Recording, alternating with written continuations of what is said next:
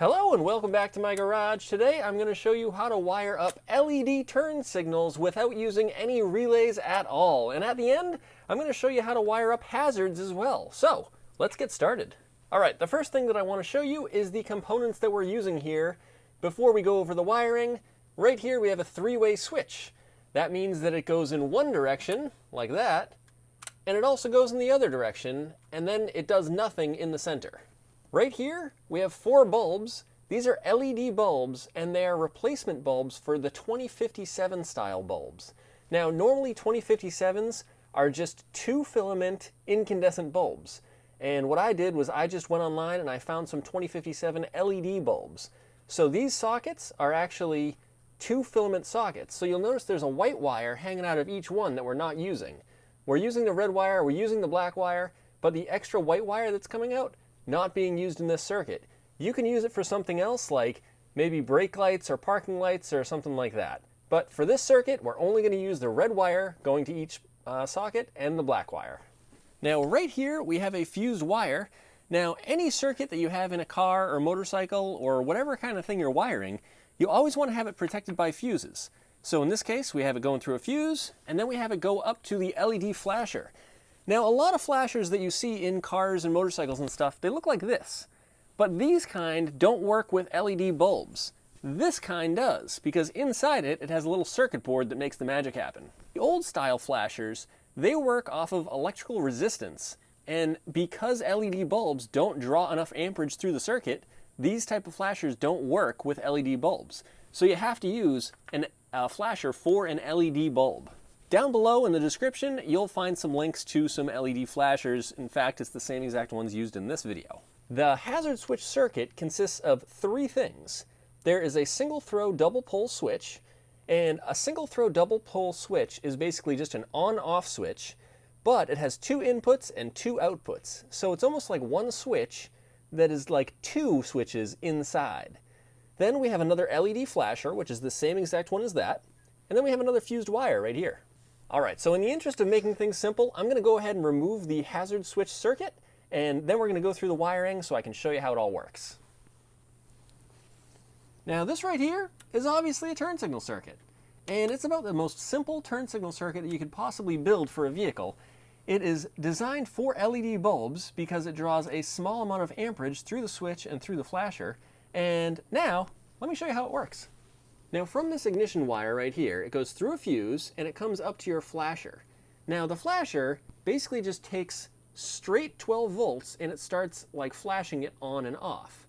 So that flashing signal comes out the yellow wire and it cruises over right to the center of your 3-way switch. Now a 3-way switch is really cool because it just has power coming in the center, and then as you flick it one way or the other, it sends power out this side of the switch or it sends power out that side of the switch. So one side goes to your right directionals, the other side goes to your left directionals. So all this is doing is sending a pulsing signal into your switch, and then your switch is just sending that pulsing signal out to your bulbs. On the other side of your bulbs you have these black wires, and those are your grounds. So each wire has a power signal coming in, and then it has a ground signal coming out, and all your grounds are tied together right here. But if you're mounting this into a vehicle that has a steel chassis or some sort of ground that's central to the whole vehicle, you can actually ground the bulbs right to the vehicle itself. They don't all have to be tied together at one point, like I did for this circuit. One thing worth noting about these flashers is that they only work one way. So if you mix the wires up, your bulbs are not going to blink. But if you get them right, then they will blink. You have to follow the diagram that's on it. It has a big plus and then an L next to it. So the L is usually load, and the power is where the power comes in. So that makes it nice and easy to wire, but you can mix them up and then your lights won't flash. Now, one thing that everybody always asks about is the fuse size for that wire. And that will be determined by the bulbs that you use. So let's say, for example, each one of these bulbs draws 1 amp, hypothetically.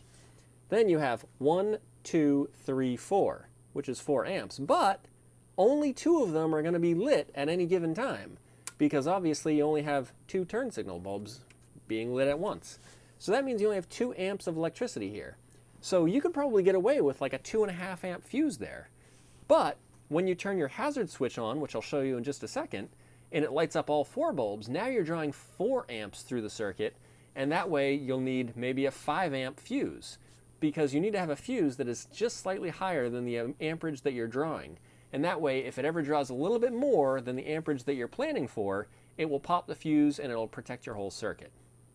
But my guess is that most people watching this video are going to choose the bulbs that work best for them. And in that case, you're going to have to actually see how much amperage is drawn through the bulbs that you use, and then you'll have to determine a fuse size that works best for your light bulbs. Now, as I said earlier, I wanted to show you the hazard switch circuit as well, which you can see all 4 bulbs are blinking. But the thing to keep in mind is that the hazard switch circuit is actually a separate circuit entirely from the turn signal circuit, even though they use the same bulbs. That is why you need a separate flasher, which you can see, for the hazards than the turn signals. And that is because the hazard switch circuit actually gets power all the time. So if your key is off and your car's not running and you're on the side of the highway and you need to use your hazards, they're going to work. Where your turn signals, they only work with your car on and your key in the run position. So the hazard switch works like this. You have power coming in from a battery source. Now that is going to have power all the time, no matter if your key is on or off, whatever. All the time it's going to have power. It goes through a fuse, and that fuse has to be sized appropriately for your light bulbs. So what you have to do is actually a little bit of math, figure out how much amperage your bulbs are drawing through the circuit, and then you determine your fuse size based on the bulbs you're using. Then you have your turn signal flasher, and this is the thing that just makes your lights flash. And then you have this single throw dual pole switch. So the power comes in here to the flasher, it starts flashing the electricity, it goes into the light switch here, and then when you turn it on, like this, that flashing electricity comes out these white wires and it goes to both sides of your turn signal switch. So it's basically just jumping the electricity over to the left turn signals and to the right turn signals. It's actually really easy. So there you go. Now, one thing to keep in mind with this circuit is that I built this with LED bulbs in mind because they draw a very small amount of amperage through the circuit.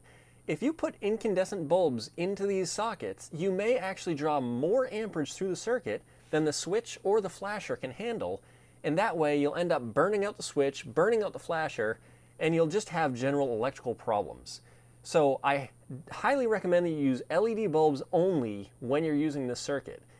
If you absolutely must use incandescent bulbs for some reason, make sure that you're not using bulbs that are drawing more amperage than your switch and your flasher or your wiring can handle. If you are going to use larger bulbs or different bulbs that are not LEDs, certainly check out my other video that is linked down below, because I actually have a different circuit that uses relays, which is a little bit better for the bigger bulbs. Down below in the description, you'll find links to all these items so that you can actually get the same exact things for your project. If you like this content, definitely go ahead and subscribe, maybe leave me a comment and a like. Heck, maybe even share it with a friend. And maybe I'll see you on the next one.